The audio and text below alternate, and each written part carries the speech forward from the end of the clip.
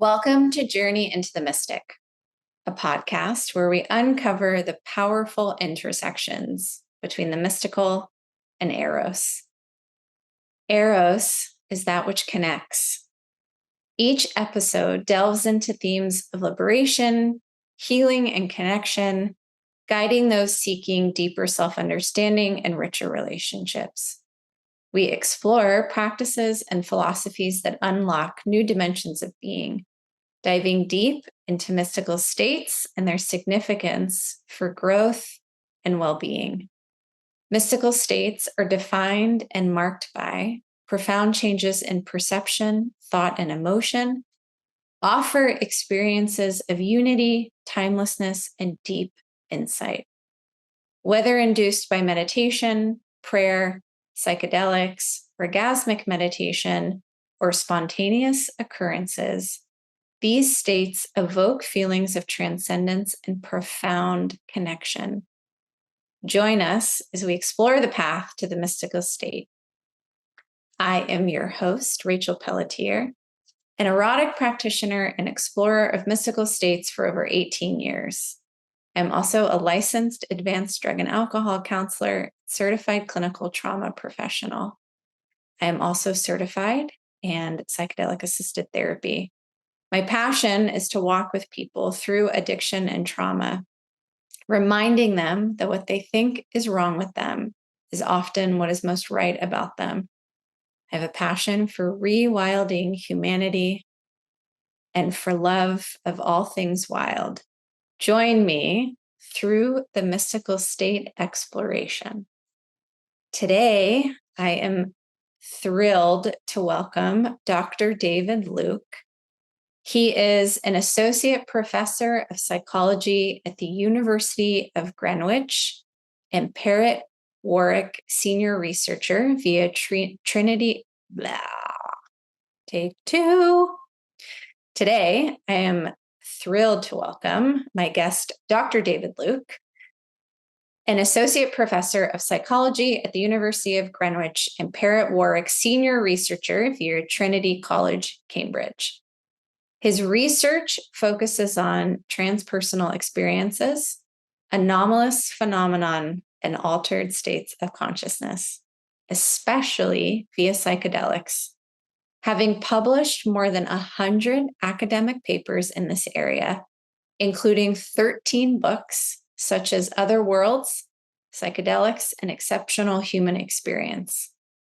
When he is not running clinical drug trials with LSD, studying lucid dream precognition, or exploring apparent weather control with Mexican shamans, he manages a small ancient woodland and is a co-founder and trustee of Breaking Convention, International Conference on Psychedelic Consciousness. He lives life on the edge of Sussex, England. Welcome, David. Hi, Rachel. Hi, how are you? Good, thanks. And you? Good. So nice to meet you. And you. Thanks for inviting me on the show. Yeah, thanks for coming. I'm a huge fan of your work. Oh, that's very kind of you. Thanks. I didn't think anyone read my work, so that's great to know. Yes. Yes. So I don't know how much you know about the podcast or know about me. A little bit, but tell me. Yeah. So it came out of a desire. So for the last 18 years, I have been, I'd say actually longer with psychedelics. I've been exploring, practicing, studying, both experientially and in research with psychedelics. And I'm also an erotic practitioner. And psychedelics and Eros. That sounds fascinating. Yes. What's an erotic practitioner? That sounds interesting. Yes. So I do a practice called Orgasmic Meditation, and I've been doing that. Oh, I know it. Yeah. You do? Yeah. Oh, that's great. What do you know about it? How do you know about it? It's been around for a while.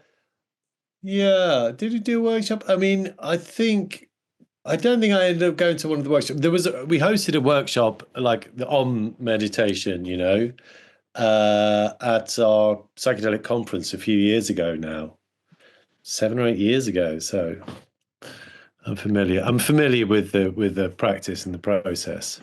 That's so great. Yeah. So there is tremendous overlap between what happens with Om and what happens in psychedelics. And so we had a group of scientists administer the MEQ Oh, to fantastic.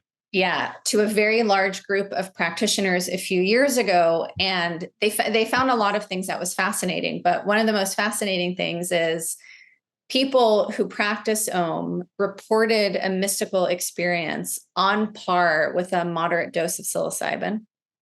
Very good. Yeah. Excellent. Yeah. And so this whole podcast was really born of a desire to start bringing together the intersections of mystical states, because I really believe all healing occurs in a mystical state. And if you give people unmitigated access to mystical states, it would drastically transform healing in pretty much every aspect as we know it. Absolutely. Yeah. Absolutely. Yeah. That's really great. Did they publish this study? I They don't did. recall. They Yeah. did. I'll have a look for it. Maybe I do have it somewhere. Oh, I will send it to you. And then a that'd be colleague amazing. of mine and I just published, well, the study's in preprint pending publication on journals. So it's 1,506 journals from Om practitioners. So that's journal set 1. Journal set 2 is from the creator of the practice, Nicole Daedone. And they analyzed the journals and found all of the markings of a mystical state. And so what we say in the paper is not only can you have a mystical experience with orgasmic meditation is a vehicle to a mystical state. So I'm great. fascinated to talk to you. Yeah, absolutely. I'm sorry I interrupted you. I'm No, actually totally glad fine. I interrupted you, but please do carry on with telling me about yourself. That's Yeah. really wonderful. Yeah. So I thought we would start. Maybe you could just tell, for people that don't know you, to just talk a little bit about yourself and your work. I think your story is very fascinating. I was listening to your TED Talk this morning. Okay. Yeah, I loved it, about the research, and you couldn't find people, and you were like, "Oh, I'll be the subject." And so I thought you could just talk just a little bit about how you ended up where you ended up. Sure. Have we started already? Yeah. Yeah, it's Okay. recording. Great. Yeah. Fantastic. Okay. Yeah, I do the intro before you ever come on. Okay. Okay. Well, Rachel, thank you for having me on your show. So I'm David Luke. I am currently Associate Professor of Psychology at the University of Greenwich, where I've been for, I don't know, a long time now, about 16 years, I think. And I've just been appointed Perrick Warwick Senior Researcher from Trinity College, Cambridge. And that's for a 3 to 5 year study. Congratulations. Thank you very much. Looking at lucid dreaming and precognition, which ties in with a lot of my research interest. My overall kind of global research interest is what I might call exceptional experiences or exceptional human experiences and altered states of consciousness. So that work has kind of included the study of psychedelics, but not just, other altered states of consciousness as well, but mostly psychedelics, looking at dreams, meditation, dark rooms, flotation tanks, transpossession states, virtual reality, all kinds of things. Yeah. And particularly where they induce some kind of exceptional experience. And exceptional experiences is kind of big umbrella for includes parapsychological phenomena like telepathy or clairvoyance or precognition, getting information from the future, but also includes things like out-of-body experiences or near-death experiences, mystical experiences. But it can also include, deep moments of kind of awe or love or compassion as well. So it's it's kind of weird. It's kind of a bit of a niche area in many respects, but it's actually a really broad subject. There's just not many people doing research in this zone. Um, yeah, I guess my own journey kind of started with just experimenting with psychedelics as a teenager, and wanting to understand those experiences, and going away and studying psychology and being really disappointed having got university, because you don't learn anything about those things in a psychology degree, or at least you Sure. didn't. And but then feeling compelled to actually stay with the academy and put back into the academic system what I perceived to be missing, what I was looking for myself. And that's kind of Yeah. closer understanding of psychedelic and spiritual, mystical, exceptional, transpersonal experiences, whatever you want to call them. So yeah, that's kind of like my broad I biography. love that. Thank you. Okay, so I have some questions for you. Sure. I had a long list of questions, and then I whittled them down to 7, but we'll see. We'll see if we even get through them, and we can use them to riff and stuff. Great. So one of the things I was thinking about when I started the podcast, but also when I was looking at you and your work is, this idea of mysticism of experience. And so my first question to you is, so your research has explored intersection of psychedelics and extraordinary experiences, which you just talked about. What first led you to study mystical states through this lens? Like, because in a way, it is a niche, and it's also so fundamental to the human psyche, and it does take something happened that had you get interested in it, and so I'm curious what that is or what that was.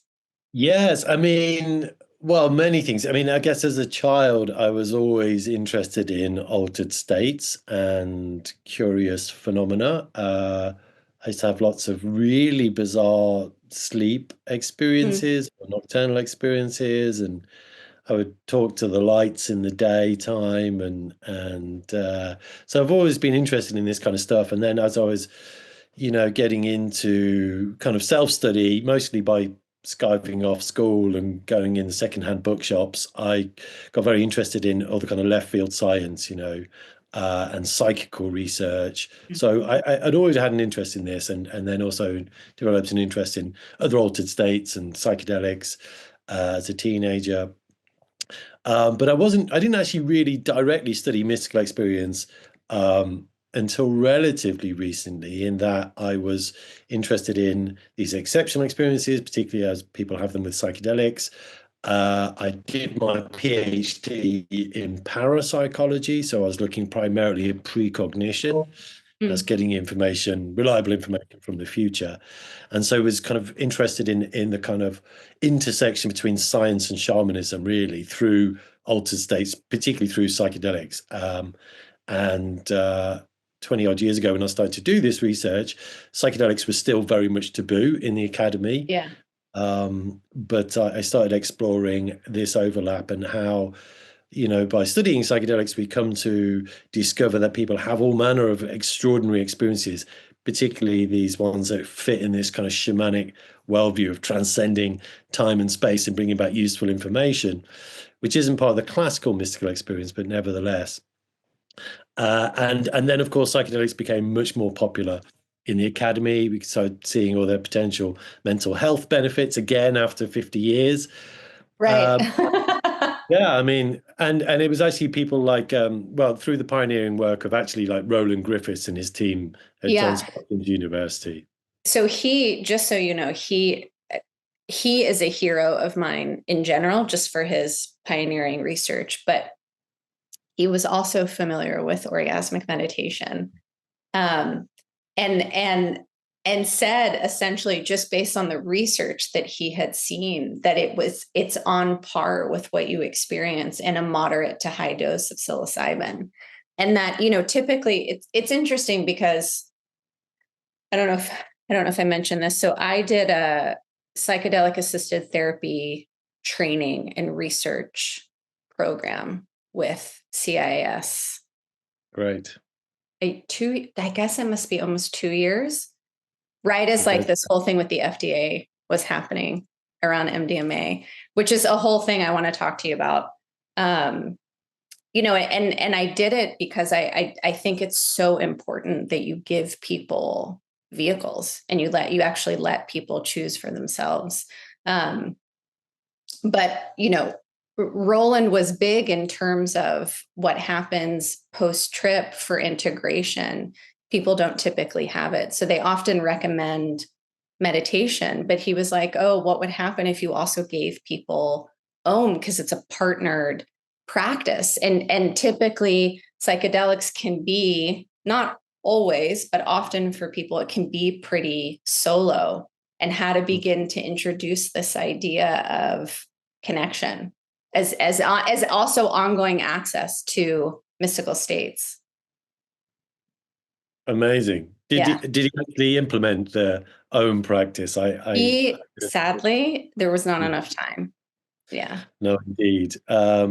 He was a great figure and a pioneer in Yeah. the field, Roland, and he brought the mystical experience back out of the woodwork after 50 years, Yeah.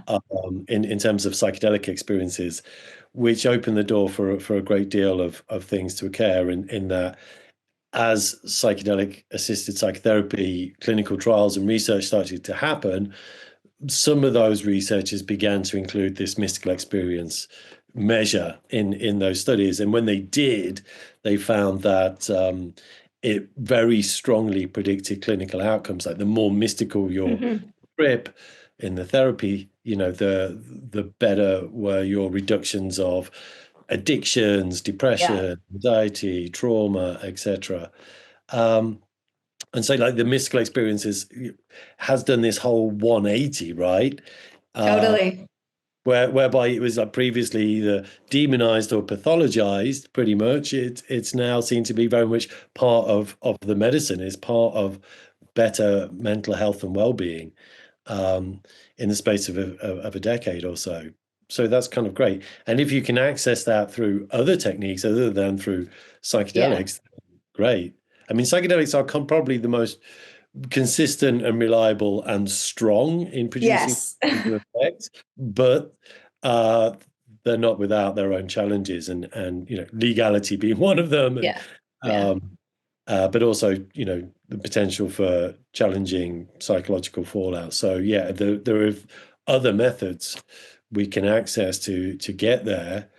My guess is they all tend to have benefits on our mental health, and we see the same thing with near-death experiences, which are a kind of Mhm. spontaneous mystical Yeah. experience. People tend to come back from those experiences with just more purpose, more meaning, a deeper connection to other people, increased compassion, deeper connection to nature. And it's the same thing we find when people have mystical experiences induced in other ways as well. Yeah. It's funny. I'm glad you brought up near death experience, because I was going to ask you about it, because I think you mentioned it kind of tangentially as part of your research. But there's this brilliant channel on YouTube where this guy interviews people who have had NDEs, and you listen to them talk, and it's the experience is equally on par with how you would hear somebody talk about psychedelics. Or for me, I would hear somebody talk about orgasmic meditation, and it's just such a beautiful, like real human relaying of that. Yeah, it's really amazing. I think there was actually a study which found that even just listening to other people's near-death experiences can be beneficial for your well-being. It changes you just to Yeah, I hear. believe it. Yeah, yeah, which is I amazing. believe it Let because alone it's having so one. uplifting. Yeah, if Absolutely. I even have it, like if I'm having a hard day or I'm stressed or I'm having a hard time locating inspiration, it's such a great go-to. And then I know Absolutely. you, yeah, Oh, go sorry, on. go ahead. No, after you. um, I know you mentioned also dreams and precognition as part of your research. And I would love to hear more. So I practice also Tibetan Buddhism, and they have an aspect of Tibetan Buddhism is dream yoga. And so I was wondering, are you familiar with dream yoga? How does dream yoga relate to what you do? How do you research it? Yeah, absolutely. The dream yoga practices of Tibetan Buddhism. I mean, it's the same practice and process in many ways, but the objectives might be different. In that, by my understanding, within like the Kagyu tradition, for instance, the idea of dream yoga is a practice for death, effectively, that you come to the point where you can maintain conscious awareness 24/7, even in these kind of extreme altered states we call sleeping, and that you can keep your awareness, that then you can keep your awareness when you die, Mm-hmm. and that you're better able to project yourself into a more desired reincarnation at the point of death when you go through the bardo. So, but the practices of lucid dreaming in dream yoga are the same as what we might do in ordinary non-Tibetan Buddhist like lucid dreaming. Um, except for the focus there in the Buddhist tradition is not to get lost in the experience, right? Right. Um, Whereas I'm taking a bit more of a kind of shamanic perspective in that we want to see if people can actively demonstrate um, some kind of successful transcendence of time and space by dreaming near future events, right? And bringing back that information in a way which can be verified experimentally. So we can say, hey, okay, great, this works. Because there's been I've been involved in research which has been going on for decades, looking at dreaming itself as a means of deeper connection, like people having particularly dream telepathy, but I've also done research on dream precognition. But there's as yet never been any research looking at lucid dreaming as a means of accessing precognitive states. So it's going to be the first study on that. And I'm actually hoping to be working with a good friend of mine, Charlie Morley, who's based or was for many years at this monastery in South London called Same Zong, which is a Tibetan Buddhist Kagyu dream yoga kind of institute, if you How will. about that? So yeah, there is some overlap for sure. Yeah. Well, I'm fascinating to hear what unfolds and what you find. Me too. Me too. Yeah.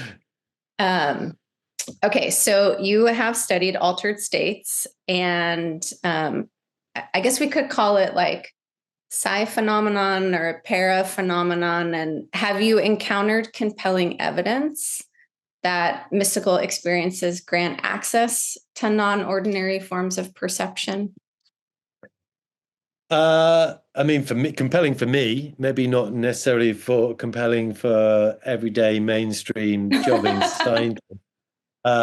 It's hard to translate into hard science, but I think collectively, myself and my colleagues who've been working in this field for now 140 years, we've been collecting data, and that evidence, when you stack it up, is, I think, very compelling. What we tend to find is that these experiences, when you kind of test them experimentally, seem to be genuine. The effects are real. There's just the effects are very small, like relative to all the different controls we put in place, but they're genuine, but they're mostly unconscious as well. So that we can take anybody, the general population, and file them through our labs, and we'll find, slightly above chance scoring on these kind of psychic tests. So that, collectively, it's like a numbers game. You get, okay, there's something going on here, which shouldn't happen, all things being equal, if there was no psychic abilities. But most people aren't kind of consciously aware of those experiences. And it's a bit hard because they are subtle, and they might be hard to detect and notice. And typically the stories we hear of when people really do have an experience which they think, oh, that's, clairvoyant or telepathic or precognitive, they tend to be those kind of big moments, like usually like knowing when somebody's died. That Mm. seems to be like the most common variety. Like, and you could see how something as important as that may kind of break through this threshold where the experience is just kind of subtle and unconscious into a way in which it becomes very apparent and aware. So like at some point in most people's lives, they will have an experience whereby somebody close to them has either died Mhm. or taken very ill, and they'll just have a kind of knowing. And it may be a dream where they see them in the dream, or they see an apparition, or they just have a certain sense that, oh my God, something's wrong with that person, or something bad has happened. And it turns out they are right. Well, it's interesting because in a way you could call it intuition. Yeah. And we all human, we have the ability to tune in, to the extent that we drop below the mind chatter, the monkey mind, they refer to it in Buddhism. And so it's interesting when I hear you talk about it that it has to do specifically with someone who's sick or someone who's passed. Because to me, when you describe it, it's like, oh, it's intuition, Mm-hmm. which is just, a thing that all humans carry. It's people could call it, they call it a variety of things, in recovery in 12-step rooms, they call it a sixth sense. Mm-hmm. People call it intuition, they can call it abilities, but to me, it's a mycelium network of communication that we all actually have the capacity to tap into at any given moment. Yeah, I guess the good thing about intuition is it could be used as a good euphemism as well. It's like, Yeah. well, it's safe to talk about intuition in academy. Like, Yes. maybe people are just picking up information and inferring it. We're doing some kind of clever algorithms in our brain and just having this idea about things and intuition. But it could also mean that people are genuinely having experiences which transcend the normal understood limitations of space and time, and Yeah. having a deeper connection to people not present or to events in the future. So like, I think intuition is a nice phrase in that way, because it doesn't upset anybody. which is so funny. Okay, so I have a follow-up question, which is also related to the research that Roland did, because one of the things that happened with them was a lot of the people that came in to do the trials. I don't know that I would say they were atheist per se, but they definitely didn't believe. Which even that I kind of hate saying, but it's kind of like, how do you explain it? But I don't know that they would say they had profound altered states of something, right? A knowing, a presence, a feeling, whatever. And one of the things that I loved about how they measured the MEQ was people walked in not believing or not feeling or sensing, and walked out feeling or sensing, which, Yeah. to me, and I would assume to you, it's kind of like, duh, but, just to someone that maybe is not familiar, it's like, oh yeah, there is something real happening. And so my follow-up question to this is, so when people come in and do the research, do they come in aware of the fact that they're sensing something, or not aware of the fact that they're sensing something, and then on the back end of it are like, oh wait, the thing that I was feeling was right, or the thing that I was sensing was true? I mean, I don't know if you're talking about my research Yes, specifically, your or research.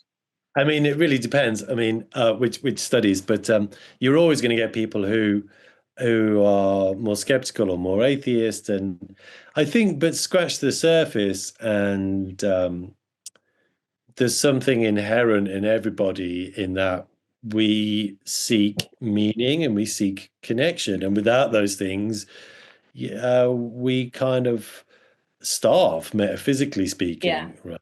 Um, so it's no accident that in these studies where people are having big, profound, mystical experiences, that we do see these changes in spiritual orientation. I think for me, that some of the most astonishing data that came out of Roland Griffiths' lab was they did a survey of people who'd had high dose DMT experiences and encountered some kind of being or presence or entity, which is very common with high dose DMT. Yes. And they had a few thousand people take part, and they looked at their prior and post spiritual orientation. And of those people who previously were atheists, who took DMT, had a breakthrough, and encountered an entity, less than half of them remained atheist afterwards. Okay. And this is a Wow. 10-minute psychedelic Yeah. experience, right? Which is can be so profound that it can convert more than half of all atheists into non-atheists, right? Yeah. So that for me is like pretty astonishing. It's hard to argue with those kind of statistics. I know it is. It's hard to argue. And you have also done some research with DMT, yeah? Yeah, quite a bit over the years, Yes. and is in ways in which I can, which is it's an astonishing molecule in many ways. It's naturally occurring. It's widely distributed throughout nature. We have it in our own bodies. We're not quite sure exactly where it's produced or what it's for. And when people take it and introduce it into their body at the right dosage, they have very reliably very profound experiences, and typically encounter beings, of Mm. some variety, which the majority of people perceive to be real, not Yeah. just in the experience, but afterwards when they come out of the experience, and hence the spiritual reorientation that people often have. It's an Yeah. astonishing. It's a it's Yeah. an What enigma. what would you say? I know it's a hard thing to ask a researcher, but let's with DMT specifically, what would you say is one of the most astonishing things you have seen? Um, my own personal experiences, or Yeah. those. Yeah. I mean, I guess I can only really talk.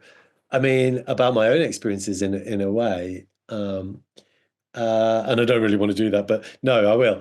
I mean, it is absolutely mind blowing that you Yeah. can have this 10-minute experience, which is impossible to really adequately describe.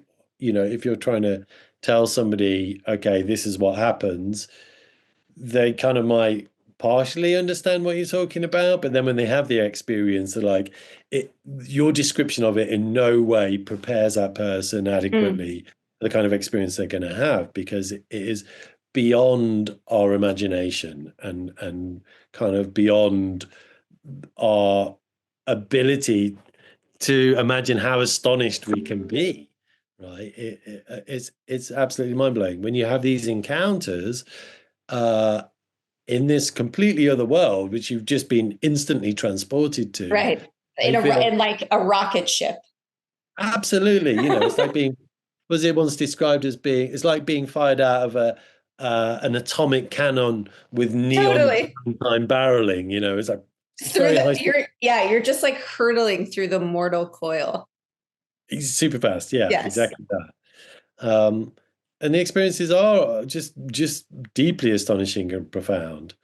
Um, and they kind of almost fit into this category of it's ineffable. It's hard to kind of put into Yeah. words, but we do try, and we try and map these experiences, and try and discover the topography of the DMT landscape, and taxonomize its flora and fauna and fungi, and we still don't understand it. We've kind of Yeah. got a bit of a map to these places. I guess one of the most astonishing things that tends to occur is that people independently and naively can go into this DMT realm and have experiences, and they'll encounter similar seeming beings to other people. Mm. For instance, like a large proportion of people will have encounters with like what they describe as elves or pixies or gnomes. Maybe like a quarter of people will have that encounter. Yeah. And then there's even more astonishing encounters that people may have as well. And it doesn't make sense in a reductive scientific way, oh, maybe there's just some part of your brain which is wired to see pixies and it presses that button. Okay, it's not particularly satisfactory as an explanation. So things like DMT really beg the question, what is the nature of reality? What's the nature of consciousness? What are the limits of experience? How much can we actually understand this stuff with a scientific perspective? I mean, and we can, but we have to acknowledge that science is just a method of study, not a belief system. And I think a Totally. lot of struggle with that. Yeah. Yeah. Yeah. It's interesting. It's almost like, I know for me, at least, it's using science to give credibility. Again, if we go back to intuition, right? Our non-charged word that we're going to use, but it gives credibility to things we know intuitively.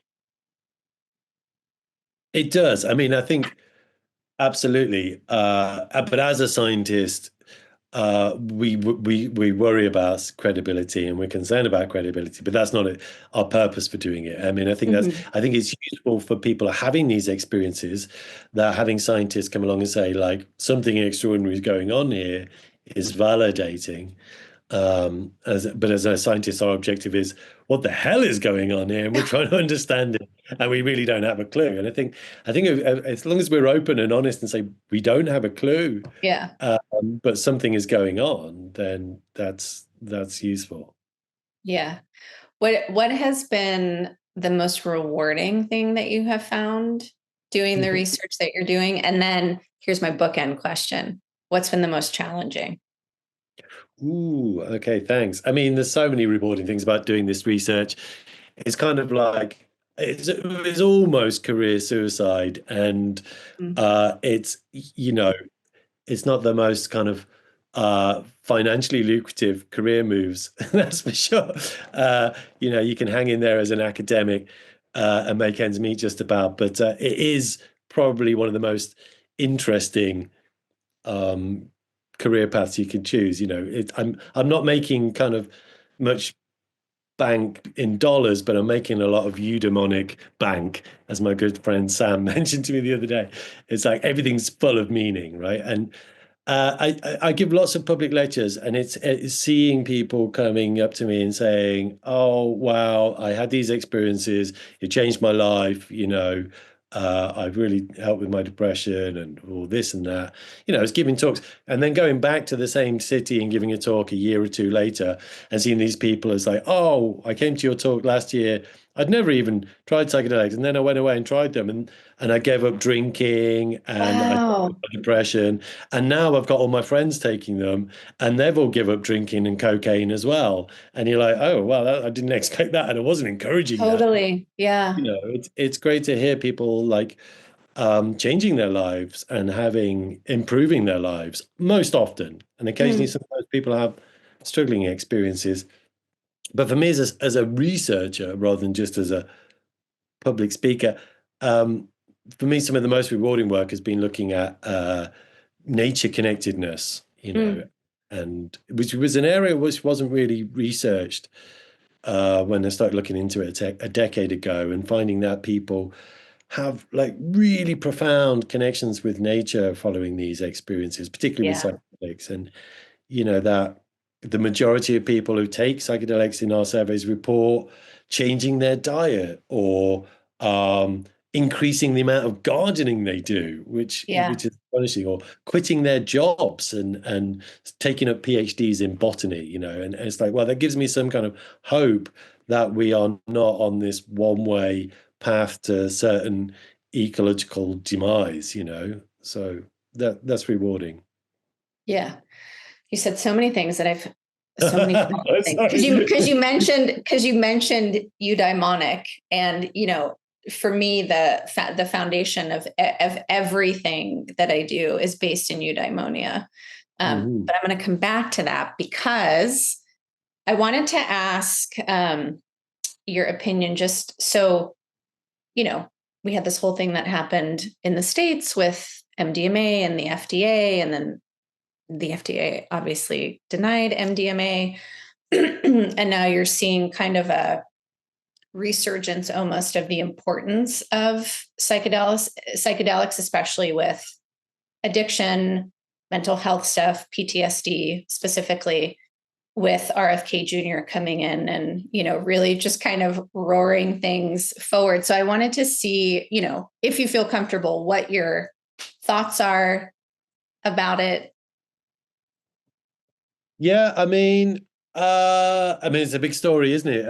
It's hard to know. It must be very disappointing for Rick Doblin, who's pretty much dedicated the last 40 years towards bringing, MDMA as a licensed medicine. And I think when he started out, he thought it'd only take a few years, but here we are later, we get there, and the FDA say, well, not yet. It's not, and it's interesting. They didn't say no. It wasn't a no. It was like well, we need some more data. And I think they were kind of in a position where they had to say that in many ways, because there was such a public spotlight on it, and there'd been all of this negative kind of review based on the public consultation they did, and how that was kind of somewhat seemingly quite biased towards this kind of negative viewpoint, which has kind of set things back. But it's not the end of the road. It's just a step in the process.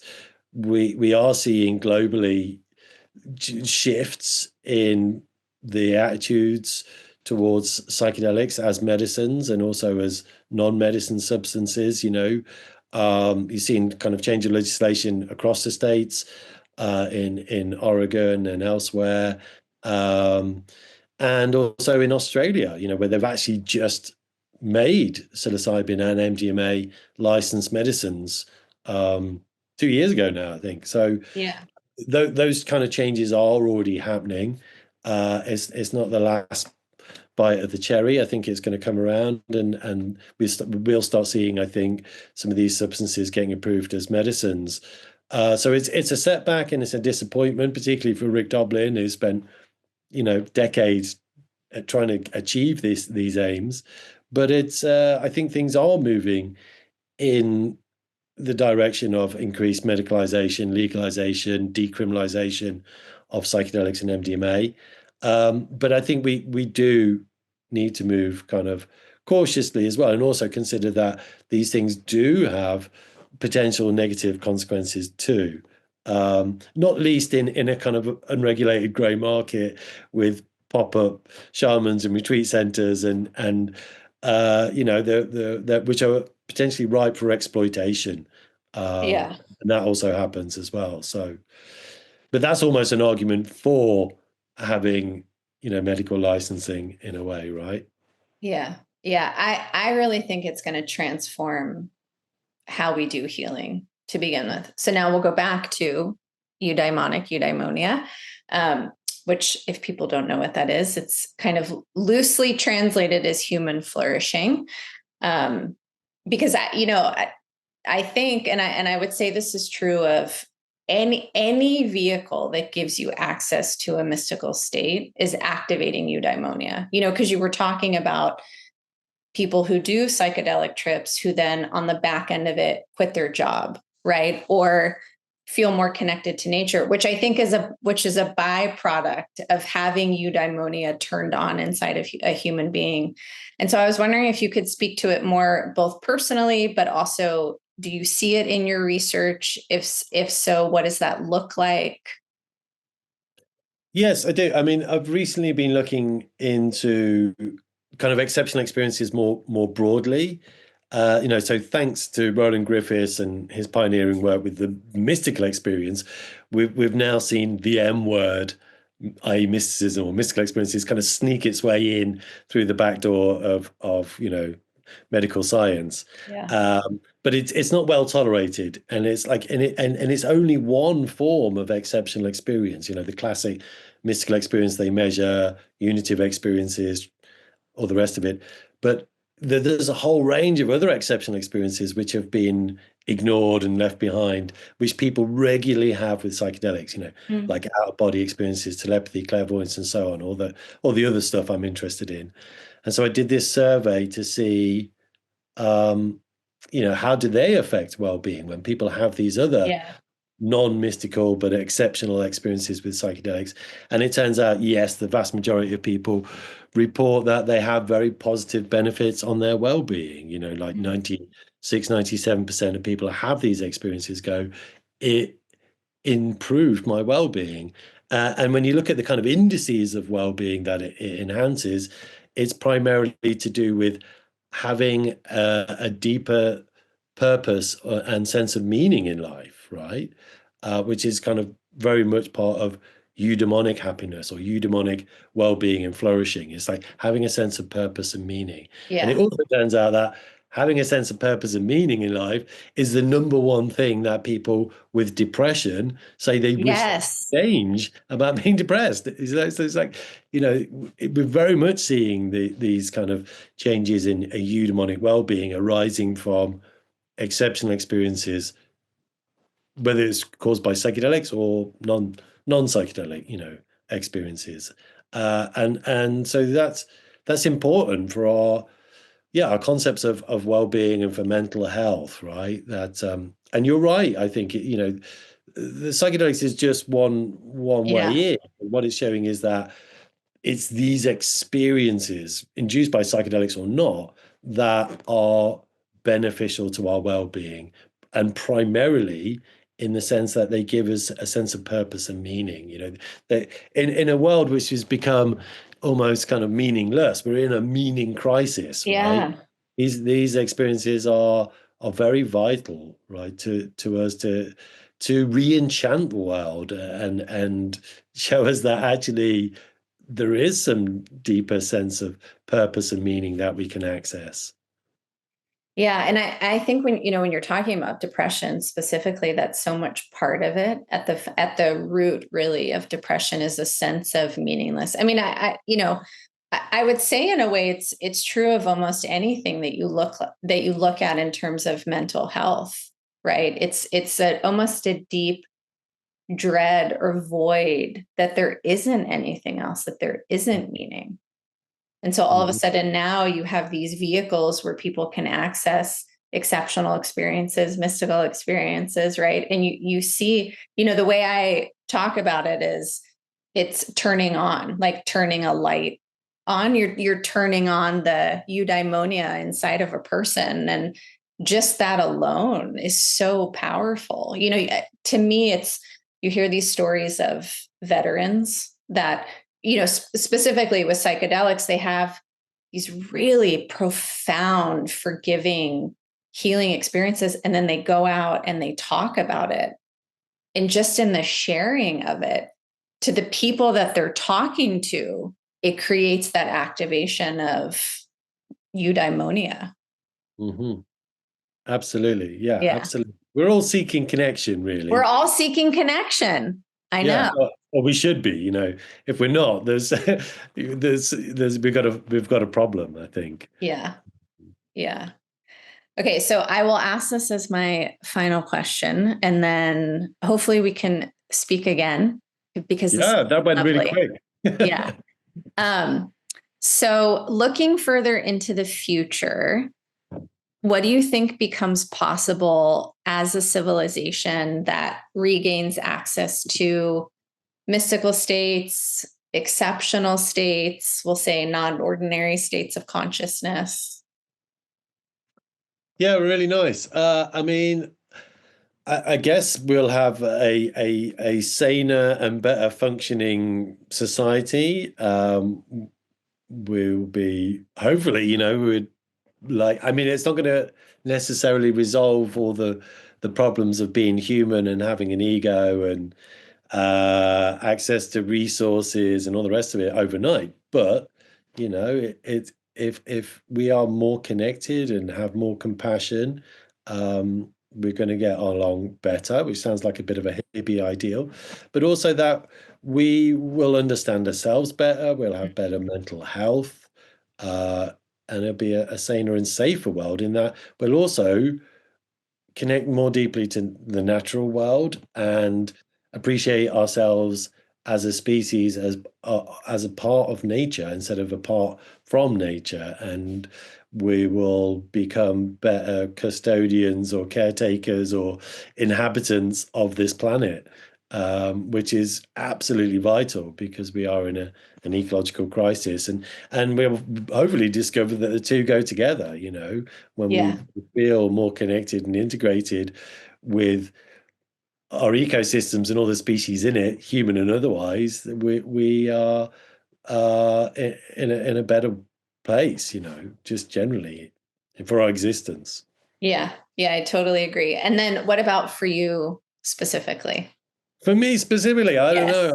I just carry on doing this funny old research and see where it goes. But for me, I think this area of research is continuing to grow and expand. I think psychedelics, in particular, are kind of leading the charge in terms of making things like the mystical experience more acceptable within conventional medicine and science, and that we'll continue to ask interesting questions without feeling censored by old taboos about what is we're allowed to study and explore or talk about as scientists and as medical healthcare professionals. I think those times are slowly changing. Yeah. So. Yeah, I would say so too. What's one thing you're looking forward to? Me personally, yeah, and it could be with your research or.